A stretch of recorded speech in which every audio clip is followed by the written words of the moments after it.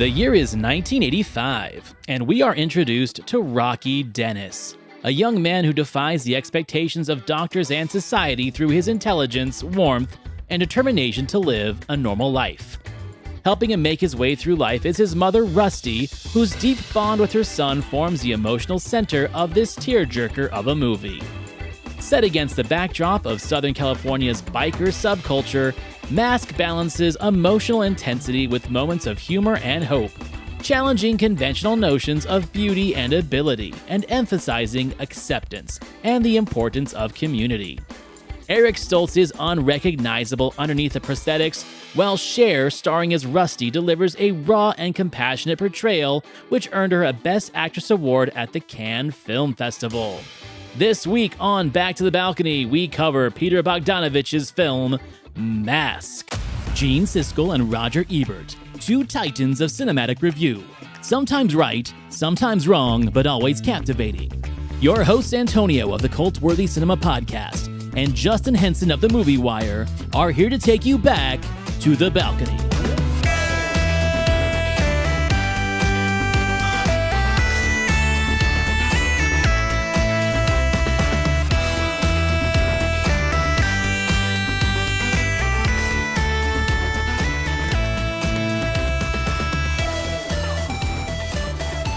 And you know me, I'm not a big tearjerker guy, but I'm the one that brought this episode to the table because if I had to think of a tearjerker film of any decade that made me well up inside and make me just so mad at society, but also feel like I could conquer the world based on the courage of a character in a film, it's this one. I might say that this might be like my favorite tearjerker drama of the 80s. A lot of people would say Terms of Endearment. This was more my style. The bikers are great. Sam Elliott rules. Cher is incredible. And for me not being the world's biggest Eric Stoltz fan, maybe he is better behind a mask because his performance really just bleeds through the prosthetics like I said earlier. So all in all, I'm a huge fan of Mask. But what about you? You know, this is one of those weeks that I wish I had your critic under my belt. And without giving too much away, he does kind of nail it on every feeling that came through to me during the rewatch. And I haven't seen this movie in a couple decades. So it's been a while. It's been a while. And this is one where I'll just give the snippet where after me and you, we watch a lot of movies and we've seen a lot of tearjerkers and we kind of get used to that. We get almost that wall, if you will, that our critic will speak to later. And this one was just as effective as a first time watch. And I think it's mainly due because we don't have just our Rocky character driving this movie. It respects all the ensemble here. It respects an emotional element, the mask element of all the characters on screen, where we don't have a focus on a deformity. We have a focus on characters. And this one, you're 100%. It's a tearjerker, but it's a tearjerker that doesn't focus on just one element. It focuses on the entire cast. And that's what makes it so effective here. And almost to perfection, it really does drive this movie on some feel-good elements. It's almost a balance of feel-good tears that end in a crescendo of just bawling.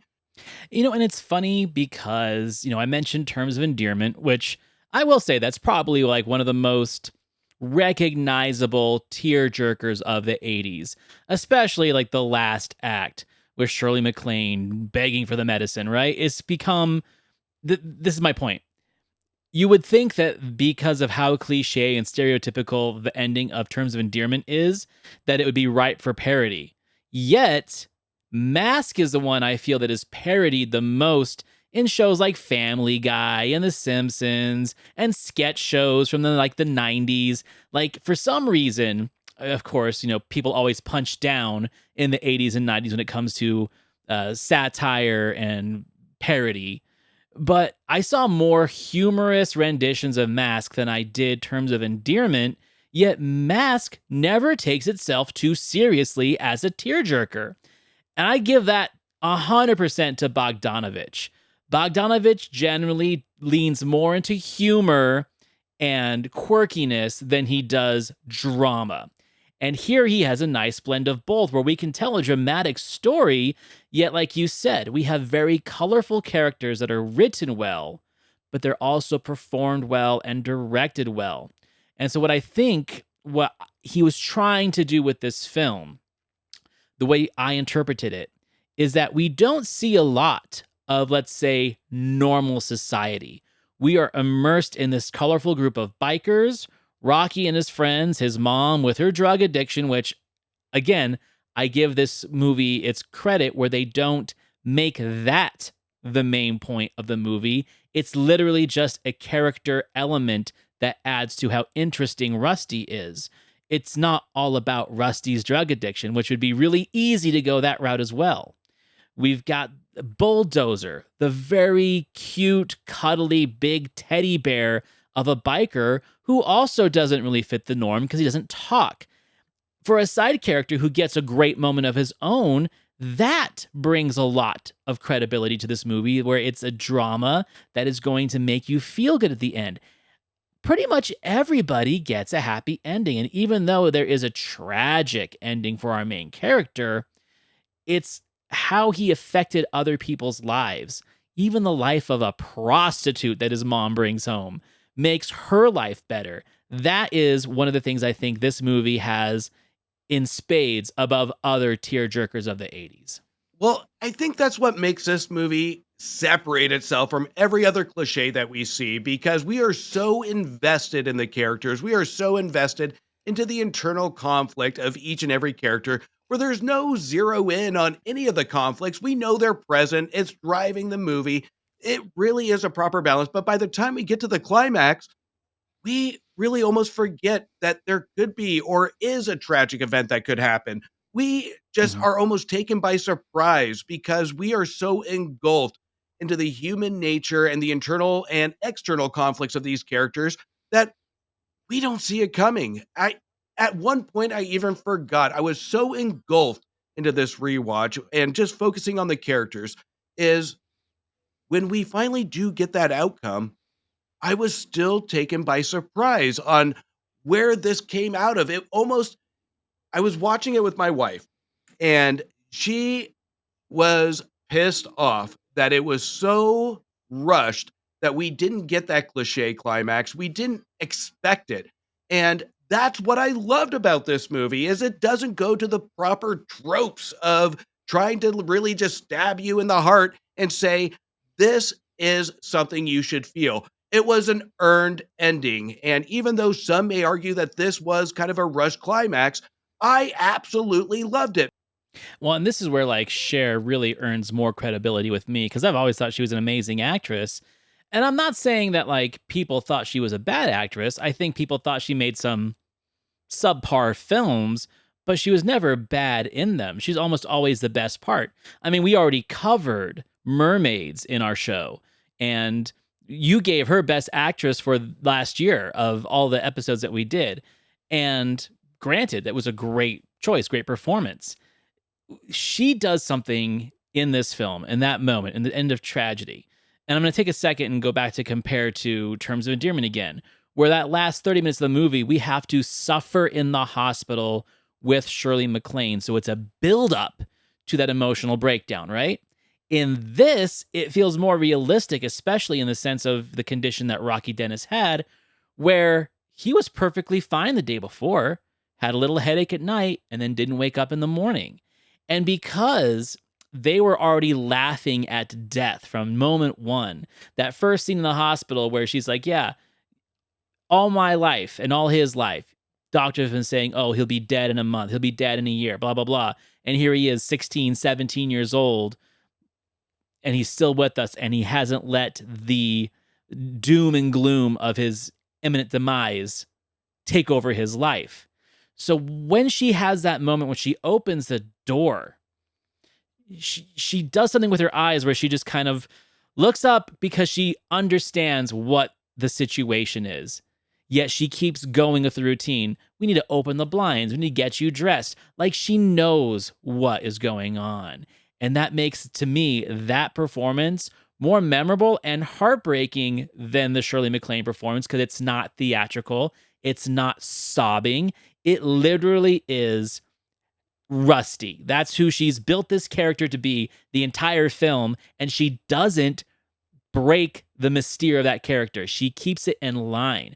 And I think it's a combination of direction and performance, but that could have gone so cliche, so over dramatic, and it just played so well. And that's why I think it's a perfect ending to a movie where it is sad and tragic, but at the same time, we are with her. The strength that she's had to build up over this kid's life to keep him alive, she keeps with her through that final moment. Definitely earned that award for Cannes, and it blows my mind that it was not recognized by the Academy that year. 100%, because there is a moment that even during my rewatch, we get to the doctor's office and it can easily go with Rocky where we're going to get this cliche moment of you only have such and such time to live, or you're going to have this emotional moment that every other movie is going to take advantage of the doctor's office. But it doesn't go that route. You even have kind of the new doctor that is the new guy that goes against the rhythm, goes against the formula, and it doesn't focus on it. It kind of makes it situational to the point saying, this is the kind of movie we're going to make where it's not going to be predictable. We're going to move on and stay true to the community aspect, to the conflicts of these other characters, and we are going to earn what's going to happen at the end. And when it comes to Cher, this is where typecasting goes right. That's who she is. That's what she's comfortable with. And this is where it really does go right. And this is the backbone of where she's really built this powerful character. This one, I will always go back to the Cher performance because she did deserve an Academy Award for this because it is a believable performance. It never breaks, even all the way up to the climax.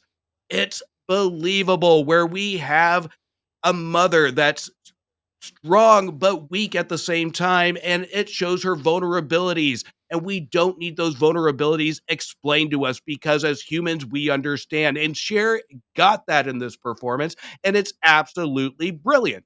There's something magical too about the chemistry between people in this movie.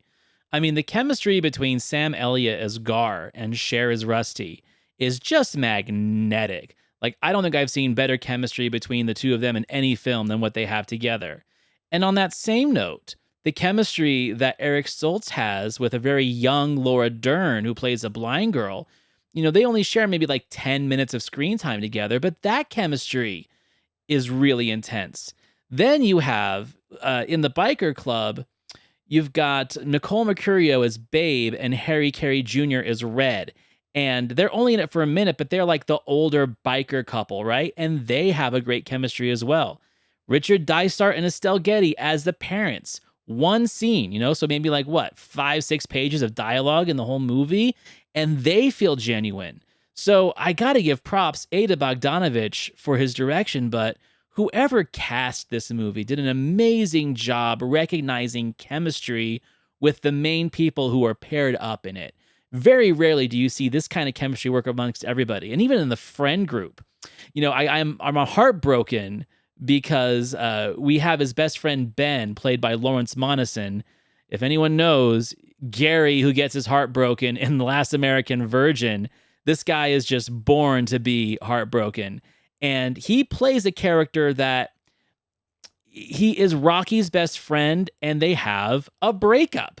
They have a friend breakup. And that moment is almost as heartbreaking as a romantic breakup because Rocky knows that his time on Earth is limited and he has one big dream, and that's to bike through Europe. He's got a map where he has all his little push pins to say where he wants to go, and he's going to go there with his buddy Ben, who chooses a job in another state with him. And that's a tragedy because Rocky knows that once that guy leaves, he'll never see him again because he knows his time is short. And that was such a heartbreaking moment. I'd say even more so than the tragedy at the end. It's a very special movie that can play so many emotional chords and tug at those heartstrings, but never feel like a downer. I don't consider this movie a downer. It's a tearjerker for sure, but I don't feel depressed after watching it. You know you're doing something right, and you've I wanna focus on the Laura Dern character. When he's at camp and he's in a place that he feels even more comfortable in his own skin than what he really is. At this moment, when they're building this chemistry, I completely ignored and forgot of the deformity of Rocky. It was Mhm. almost like a normal, character. You can take away the deformity and it wouldn't have mattered because the chemistry and the believability is there.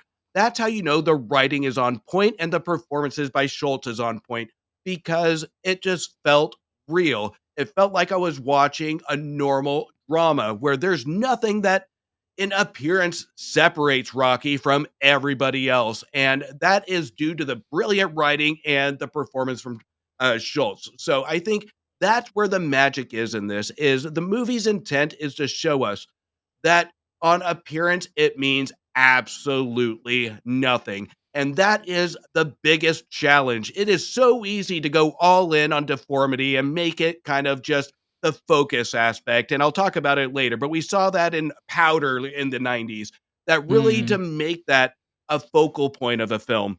But here, the intent is to show normality and to show life is life and you can still have that energetic free spirit. You can have that once just like the next person.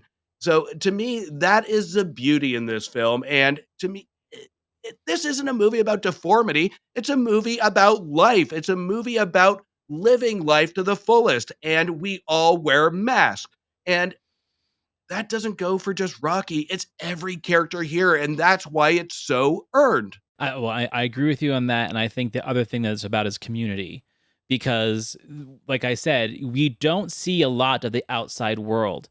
We see the students at Rocky's first school, who, of course, just like everyone else, make fun of his face. Hey, take your mask off, blah, blah, blah. But then he earns their respect. He is a genius. He tutors them. And when it comes to graduation, he's just one of the kids. Everyone likes him, which is hard for him to go to a new school where he meets new people.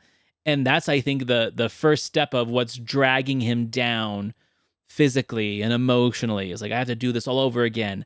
I have to impress a whole new crowd of people so they see past the exterior. And again, well written, well performed. If there is a cliche that I don't like in this movie, and it's not even I don't like it, it's just we saw a lot of it, especially in this decade. It's the, oh, my parents won't accept you cliche, right? We saw it with Daniel LaRusso and the Karate Kid, right? In that sense, it was a class war thing. And then we saw it in La Bamba, where it was a racial thing, where Donna's parents don't want her dating a Latino.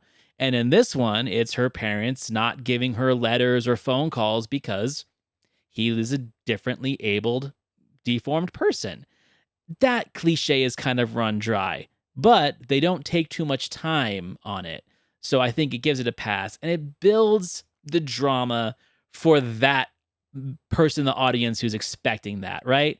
It's not full on hand holding. It's just that little nudge to be like, okay, this guy's life is harder and it's going to be worth it when they have that reconnection later on in the film, which it does. It works. It adds up to it.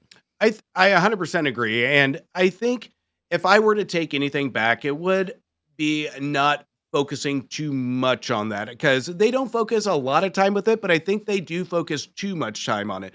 When it comes Mhm. to the first interaction, we see the facial expressions, we see the obvious shock factor of the parents. Leave it there and have a reconnect later. We don't need to have the over explanation. You missed my calls or you missed my letters, whatever it may be. Just we can read the room. We can read these characters on what's going to happen next. And that would be the hand holding piece of it. And it is a little bit cliche, but to defend it a little bit is it needed to have a transition to kind of have an excuse to push Rocky back to the love, back to the rekindling. And I think that is the easy route. And I agree that this could have gone a little bit more strategic in how they plan that because, like I said earlier, it did a great job on at that point making him or making the audience feel like we've forgotten the deformity, and then it just Right. brings it up. And I think that loses a little bit of the magic in terms of cliche. So I think that could have been handled a little bit different. I think there are smarter things they could have done when it comes to how those two reconnect. Yeah, I agree. So yeah, it's an amazing movie. I think that over the years it's been slept on and maybe a little underappreciated because it wasn't a big award winner. And I think at the end of the day, people think of it for one specific reason, and that is a deformity, which kind of ties into our critiques from Siskel and Ebert because they mention it a lot. Now, before we get into the video, I really think that this is a very fascinating critique from both of them because they spend so much time on it. And we talked about this a few episodes ago that we always know they're excited to film when they just can't stop talking about the movie before they even get into whether they liked it or not, where they just want to cover the bases of here's the plot, here are the characters, here's what's going on with it socially. This is what, audiences have been thinking so far. This is what the studio's been doing with it. Anytime they go into that much detail about a film before they give their true opinion of it, means you're in for a good conversation. And this one is none different than that. So Gene brought this to the episode. Mask is probably going to be known as sort of an adolescent elephant man telling the true story of a badly deformed California teenage boy who has a grotesque lion-like face, but who otherwise is a model youngster, brilliant in school, collects baseball cards, and is very devoted to his mother. And his mother is a remarkable character in her own right. She's played by Cher in another surprisingly effective performance by the former pop singer.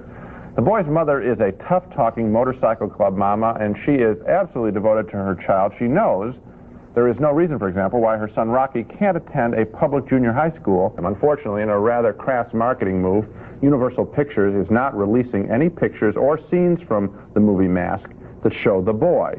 They just edit him out, edit his face out. But that attitude is really unconscionable for this film because that attitude treats this movie as if it were some kind of carnival freak show. You're only going to pay your $5. That's the only way you're going to see this kid. But that's not the kind of picture this is. This isn't a freak show picture. On the contrary, Mask asks us to confront physical deformity head on, face to face, realize that it isn't the big deal that we think it is, that we should be looking at people's hearts, not their faces. I'm old enough to remember when this hit the theater, but I did not see it in the theater. I don't remember the marketing for it. I remember seeing it on VHS probably the year after it came out in the theater with my mom, and then it just became like a regular thing. She's a huge Cher fan. She loved this movie, therefore I was immersed in it. Now I love it. But yeah, I agree. The fact that, and I went and looked at some of the old trailers, he's not wrong. Like they do shoot Rocky from behind and you hear his voice, but you don't see his face. So that is a very disingenuous way to market a film. I am not sure if it's 100% what he's saying, where it's like, oh, we want people to pay the money so they can actually see how hideous he is. I think more of like, it was probably a studio exec saying, hey, we don't want to scare audiences from this movie. And if they don't understand the context, that might do it. Remember, back then, movies were all about commercials and print work. It wasn't like today where like that face would sell 1 million tickets. It was a different world back then. So I maybe disagree with what he thinks the studio's motives were, but where I appreciate him is the fact that he's defending the movie and saying, hey, the whole point of this movie is that we can see past this face. So why aren't we marketing it as that kind of film? In the trailers, they really do market it as Cher's struggles with drug addiction and defending her son more than the son's story. Again, we're seeing marketing tell the story, and the movie is a completely different package than what the studio is selling. Maybe that's why it didn't get the recognition theatrically that it should have, because it was mismarketed. I'm going to clarify before I go into this. So, to be clear, the intent of the studios, 100%, absolutely, I'll just make the assumption, this was to gain curiosity, to get people in the seats to see a sideshow, in Gene's words. So I get that. So I don't think he's 100% wrong when it comes to the intent of what the studios are trying to do. which is to put butts in the seat based on something Right. that we haven't seen. But if I want to go to the tradition of what this movie is trying to do and soften the blow a little bit, I would say that the marketing looking back is almost a beautiful thing because even though the intent's ugly, the marketing now would seem, if we were to get to know somebody for the first time and we are to see somebody on the screen, the human nature is judge. Judge on appearance. That's what human nature is. And then they speak. We get to know, we learn, and we warm up. So to me, I think it was great marketing because this warmed me up to this movie. The first time we see Schultz on screen, yeah, it's a snap where we're focusing on the looks, but as the movie goes on, like I said earlier, we're warming up. We're getting to know him. We're getting to know the other characters, and we love all the other characters. So I think the trailer does do it justice to what the filmmaker's intent is, even though the Hollywood intent is the greedy bastards. Yeah, like trying to cover it up a little bit to not scare people away. And, I think one of the things too that he definitely mentions in this is that the this is a decade of dramas, and the cliche of dramas is already parodied. It was parodied on Saturday Night Live. Tracy Ullman show used to do it, like, oh, we're going to go and cry now. We're going to go see a cry movie. We're going to go see Beaches, right? That is what the 80s were really all about. And you can tell that he's really trying hard to make sure that audiences know that this is a differentiator for this kind of genre, that there's more to it than that. He goes on because he has a lot to say about this film. This is one of the most beautiful love stories we've had in the movies in quite a long time, the love story between the mother and the son. Mask pulls out all the stops in the story. You could see it in that scene, giving Cher not only a lot of emotion, but also a drug problem to beat. It also gives the boy Rocky a love affair at his summer camp with a blind girl. Now, I presume all of this is true. It's based on a true story, we're told. It has to be true because no writer, I think, would have dared to make all of this up. But more important, Mask is a beautiful film that should trigger all sorts of wonderful, tender thoughts as we watch the story of two unforgettable characters, the mother, as played by Cher, and Rocky, played so effectively in a mask by Eric Stoltz. I was genuinely touched by Mask. Yeah, and I forgot to even mention that the chemistry between the two of them is so good because I was too busy talking about the chemistry between like the romantic people in the movie. Let's not forget that this really is a mother and son story. And, I like Eric Stoltz. I don't think he's a bad actor, but I think that sometimes it's easier for certain actors to perform better behind a mask or behind some kind of facade. Now, we have to just mention really fast that this would have been the film that he made directly before Back to the Future, in which he was fired from after 6-7 weeks of shooting for being too serious and not funny enough in the role of Marty McFly. So here he comes from this film where he has to be a very dramatic person, yet he has to almost over-emote to get through the prosthetic makeup, but it pulls it off. I wonder if maybe he was just pulling too much of that energy. He hasn't shaken it off as he goes into Marty McFly and totally, from what we hear, misinterpret that character. Because what a back-to-back double hitter that would have been, is if he would have had this film and then Back to the Future right behind it. Alas, that didn't happen, but I have zero complaints about his performance in this film. In fact, I have a hard time thinking of any other actor from this era that would have been as convincing in that role as Eric Stoltz was. I'm not saying they don't exist. I have a hard time just thinking of one that could do better. 100% agree, because we've had this conversation before where it's easier to go comedy to drama than dramedy to comedy because it's hard. Yeah. It really tests an actor's range to really transition. And Schultz is a young actor at this point.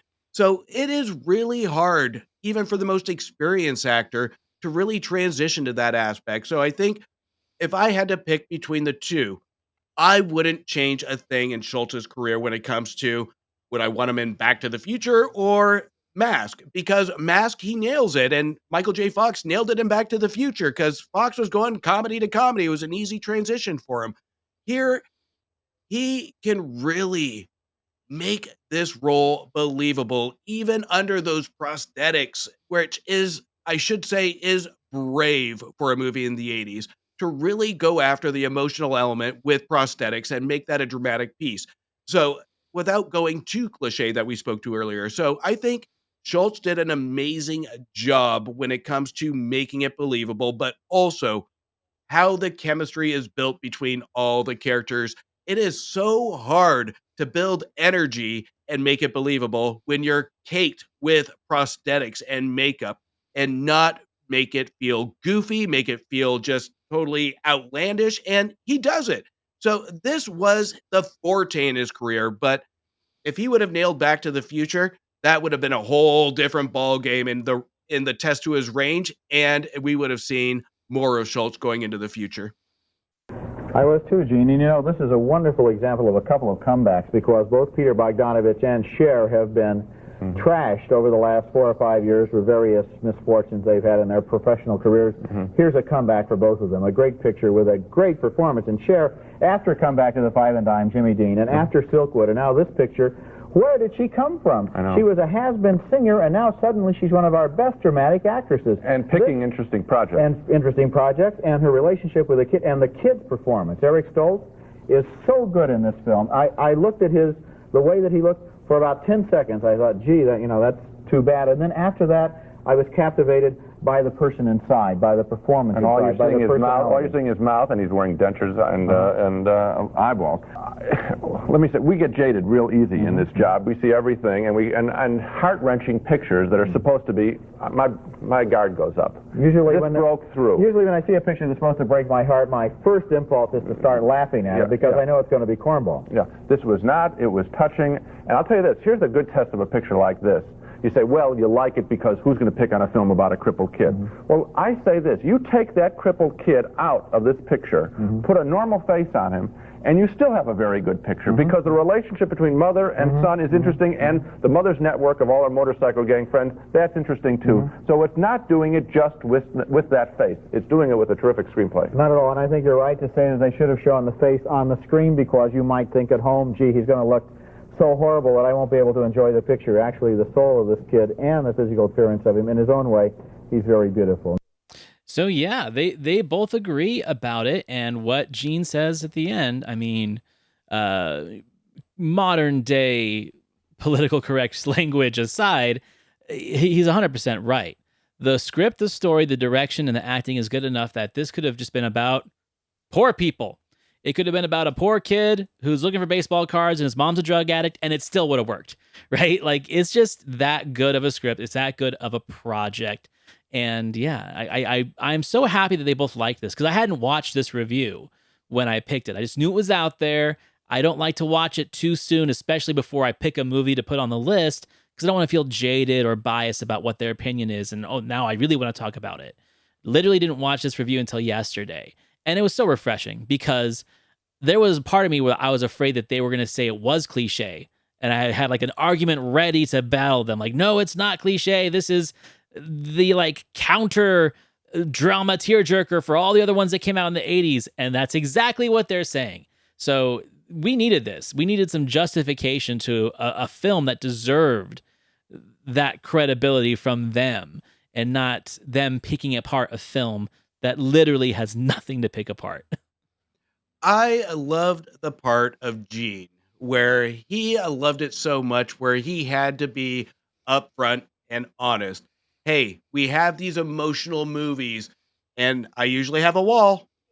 This one broke through that wall. I love that. And that's something we don't see from these two quite that often, saying we have a dramatic piece. We know we're critics. We know we're going to kind of poke fun at it if we see something wrong. But this, I'm telling you, is something that works. And it really, truly does because you said it, they said it, and I'm going to say it again. You can, again, take any prosthetics off and it will be believable. It will be engaging. It will be entertaining and it will be effective because it's not about that. And it's all about the intent of what the filmmakers want to do is take the deformity out of it and talk about the beauty of the inside, talk about the beauty of life, talk about the beauty of relationships. Because even when we get to Cher and Sam Elliott's character, that could have gone. We know there's conflict there, and it could have focused on that, but it really doesn't. It focused on the rekindling of it, the redemption of the relationship. And this movie is purely about inner beauty. And Roger said it, and that perfects his critique on it. It's just a beautiful movie that doesn't follow all the tropes. We do have snippets, yes, but at the end of the day, like Roger said, it's just a beautiful movie. And I think it's worth mentioning that to get people familiar with this timeline of where we're at in Cher's career, she only had 2 movies before this one. She had Come Back to the Five and Dime, Jimmy Dean, which she said, and then Silkwood, and then Mask in 1985. So she was not a film icon yet. She still had Witches of Eastwick, Suspect, Moonstruck, all in the same year. All in 1987, those 3 films came out and made her a cinema icon, followed by Mermaids, followed by The Player, and then more Robert Altman movies with Ready to Wear. And then, boom, she is the rebirth of Cher in the late 90s, early 2000s. I mean, she is such an icon, but we think of her like from when she was doing the variety show with Sunny, when she was doing all these guest spots on sitcoms back in the day. This is only her 3rd theatrical film, knocks it out of the park, and then only builds that success. So for people that are not as old as we are or don't remember, that's a huge deal to think of that timeline. When they're speaking about this, when they say a washed up pop star, that's what she was in 1985. She was still like an icon, but the idea, it'd be like if Whitney Houston had a huge movie career, which she didn't. She had like 2 movies, but here we go. Cher just took off. So yeah, I think it's really interesting to go back and think about where this is on the timeline. And is a studio going to say, all right, let's make a movie with Cher? Okay. I just think it's really fascinating. So at the end of the day, I mean, obviously this movie, it's a 5-star movie in Letterboxd for me. It's one of the rare ones. It's just so good. And for the critique, I can't find any flaws. So this is going to be one of the rare A's for Gene in my book. So this is where I wish I had Gene, because I would 100% agree with you. But when it comes to Roger, I agree with everything that he says. But this is the hard part, is this was a Gene show. He nailed all the key points. And what really set me back a little bit with Roger, and it just kind of stays in my mind, is calling Cher a has-been. And that to me really did stick with me, because it's not about what you've done. It's about what you're doing and how you've grown. That should be the primary focus in this, is not bring up the negatives, but how good she is, not how bad she was in a previous role or a previous career. It doesn't matter. Focus on the performance. So I'm still going to say he nails all the points, but he's going to get a little bit nicked off. I'm going to give him 3.5 stars. And I think this is a time where we did not see a lot of pop star crossover into mainstream cinema. We had our divas, we had Barbara Streisand, who could do both, but we did not really have that many Oscar caliber performances from former pop singers. I mean, to this day, we really don't either. Not everyone can be Lady Gaga, not everyone can do both. They try, but most of them come off like Jennifer Lopez, who's on both, right? So I get it. I get the jadedness of the critics of this time, because it wasn't something they really saw. But at the same time, it's like, just appreciate the performance. We don't have to be negative about where it came from, right? So I agree with you 100% on that.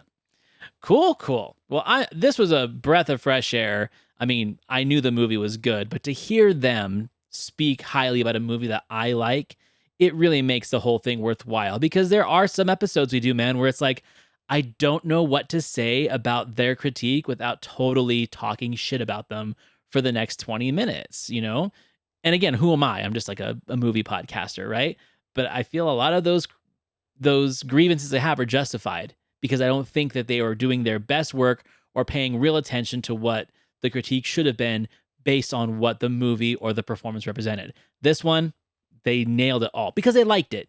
And they always speak more about movies they like. So, yep, that's where I am with that one. I think this one was a breath of fresh air when it comes to the movie and the review, because this is one, the movie makes you feel good, the review makes you feel good, because they nail everything to just land the message of just the pure beauty of it. And I love the fact that they both acknowledge it together and they can agree on what the intent of the movie was trying to do. So to me, it was a beautiful review for a beautiful movie. Right. Well, we're going to have to appreciate what we just talked about, because the next few movies on the list are going to be a little bit more challenging. So next up, to celebrate the big dinosaur movie coming out theatrically, we are going to be covering their review of the Roger Corman produced film Carnosaur, which came out in 1993, pretty much piggybacking off of Jurassic Park, as they do. And yeah, this is definitely a cult film. This is more in my realm than yours generally, but I'm curious to know what you think of this movie, because we've never talked about it. It was either going to be this or Baby, Secret of the Lost Legend, and we went with this instead, which I'm actually kind of glad, because I like Baby, but Carnosaur is worth the revisit. So stay tuned for that. This one, that what put me over the edge is this one almost seems like an Antonio movie, but I'm not sure. So, but this one I'll be curious on, and I'll be curious about the revisit because I haven't watched it in years. Right. Well, I'm excited to see the egg laying scene again, if you know what I'm talking about. All right. So here we go. Everyone, make sure you like, listen, review, and subscribe to our show on Spotify, Apple Podcasts, and wherever you find your audio podcasts. Make sure you subscribe to our channel on YouTube and leave a nice review, share it with your friends. And if there's any films that you would like to hear us talk about that Siskel and Ebert reviewed on their show, let us know either in the comments of YouTube or in the comments of the podcast catcher. And then we're also on Instagram. You can find me at thecultworthy.com. I am the host of the Cultworthy Cinema Podcast. And you can find my friend Justin over at themoviewire.com. Great episode, Justin. I will see you next week.